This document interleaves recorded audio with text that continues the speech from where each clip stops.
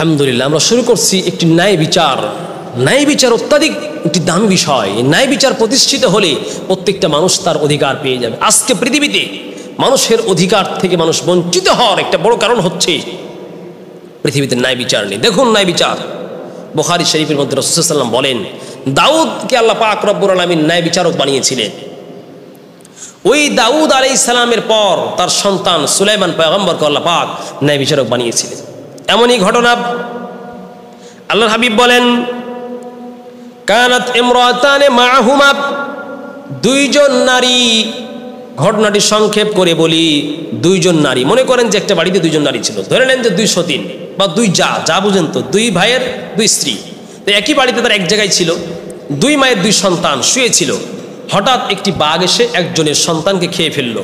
এখন নাবালিগ সন্তান তো বোঝার কোনো উপায় নেই, যদিও মা তো চিনবে, কিন্তু একজনের সন্তানকে যখন বাঘে খেয়ে ফেললো, এখন সন্তান তো একটা, মা তো দুইজন মা চিন্তা করলো যার সন্তান খেয়ে ফেললো, সে বলছে সে তো সন্তান তো খেয়েছে, যার সন্তান খাই নাই বাঘে জীবিত আছে। ও বলছে এটা আমার সন্তান, যার সন্তান খেয়েছে। ও বলছে এটা আমার সন্তান, তোমার সন্তানকে খেয়েছে বাঘে। ও বলছে তোমার সন্তানকে খেয়েছে, এটা আমার সন্তান। এই নিয়ে শুরু হলো তুমুল দ্বন্দ্ব এবং ঝগড়া। এই ঝগড়া নিয়ে বিচার দায়ের করা হলো সাইয়্যিদিনা হযরত দাউদ আলাইহিস সালামের কাছে। শুনুন, আল্লাহর নবী বলেন, কানাত ইমরাতানে মাআহুমা, দুইজন নারী, দুইজন মহিলা, তাদের দুইজনের কাছে ইবনাহুমা, তাদের দুইজন সন্তান ছিল। জাআল যিবু, একটি বাঘ আসলো, নেকড়ে বাঘ আসলো। ফাযাহাবা বিইবনি ইহদাহুমা, দুইজন সন্তানের মধ্যে থেকে একজন সন্তানকে বাঘ এসে খেয়ে ফেলে দিল, বাঘে খেয়ে ফেললো। ফাকালাত লিসাহিবাতিহিমা, একজন আরেকজনকে বলল, ইন্নামা যাহাবা বিইবনিক, একজন আরেকজনকে বলছে তোমার সন্তানকে খেয়েছে। আরেকজন বলছেন ওয়াকালাতিল উখরা, আরেকজন বলছেন ইন্নামা যাহাবা বিইবনিক, আরেকজন বলছে না এটা আমার সন্তান, তোমার সন্তানকে বাঘে খেয়েছে। ফাতাহাকামা, আল্লাহর নবী বলেন,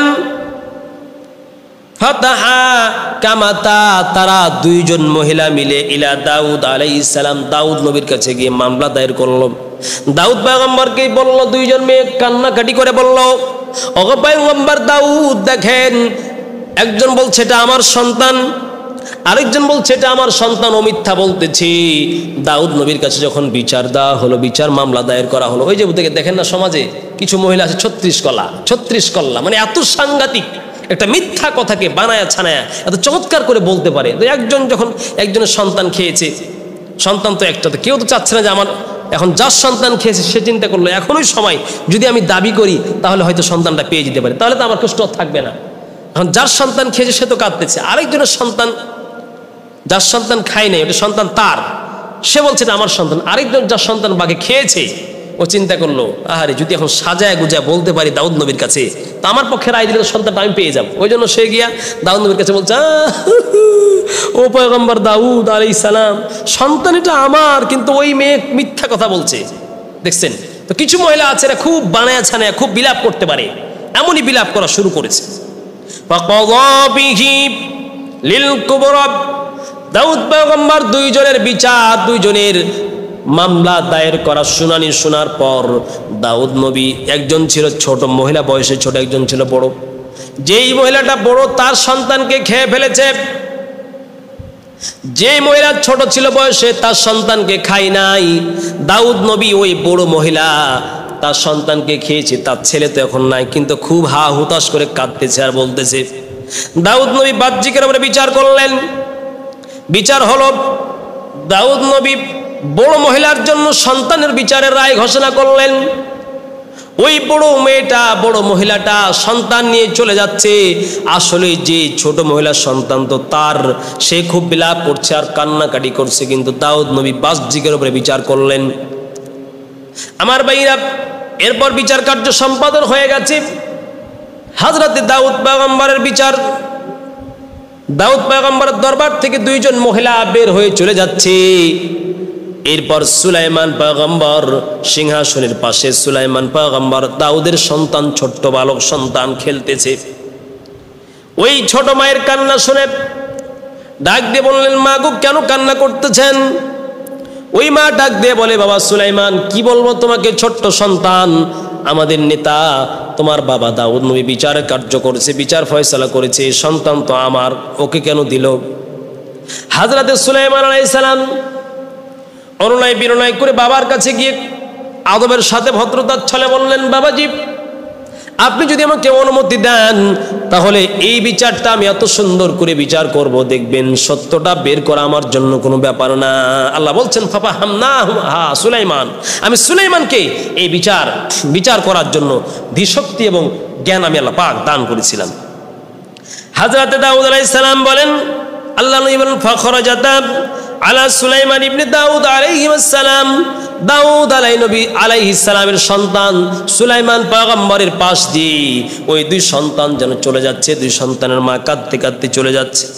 ফাখবারাতাহু, ওই দুই মা দাউদ পয়গম্বরের সন্তান সুলাইমানকে খবরটা জানালো।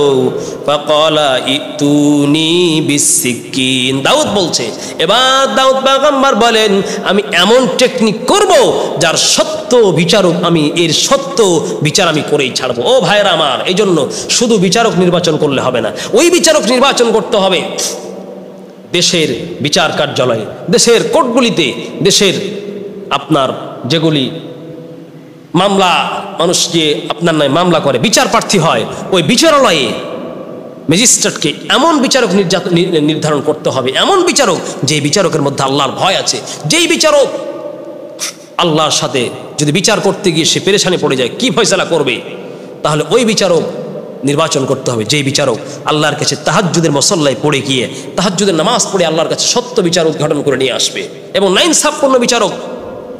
আল্লাহর পয়গম্বর দাউদের সন্তান সুলাইমান বললেন, বাবাজি, আমি এমন একটি টেকনিক করব, বিচার যদি আপনি করার আমাকে অধিকার দেন তাহলে আমি বিচারটা করে দেখাবো। সুলাইমান পয়গম্বর বললেন, ঠিক আছে, বিচার হবে। বিচার শুরু হয়ে গেল।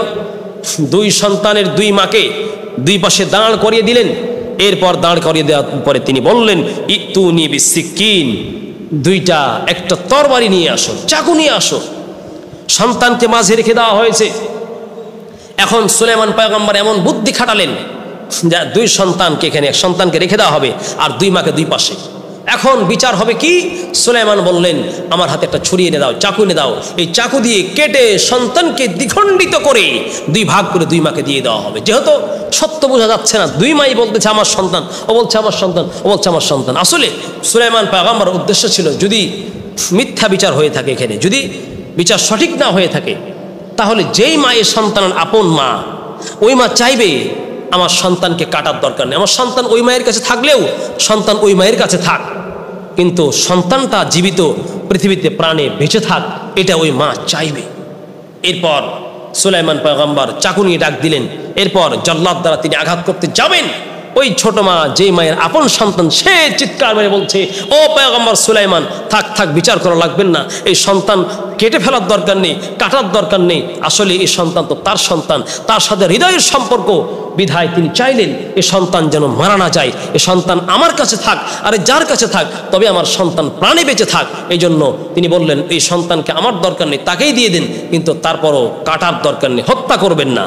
এরপর সুলাইমান পয়গম্বর বললেন, ঠিক আছে, এই সন্তান তোমার সন্তান, তোমার, কারণ ওই বড়জন, বৃদ্ধজন তার সন্তান না বলে সে তার সামনে আমি সন্তানকে কেটে দ্বিখণ্ডিত করতে চাচ্ছি, তারপরও তার কোনো মায়া নেই, কারণ সন্তান তার না, তার পেটে সে সন্তান থাকে নাই, তার সাথে রক্তের সম্পর্ক নাই, আর তোমার সাথে রক্তের সম্পর্ক আছে বলে তুমি দ্রুত বলছো না কাটতে হবে, অতএব সন্তান তোমার। সম্মানিত ভাইরা আমার, এভাবে সুলাইমান পয়গম্বর সত্যনিষ্ঠ একটি ন্যায় ইনসাফপূর্ণ বিচার তিনি করে দিলেন। সুবহানাল্লাহ।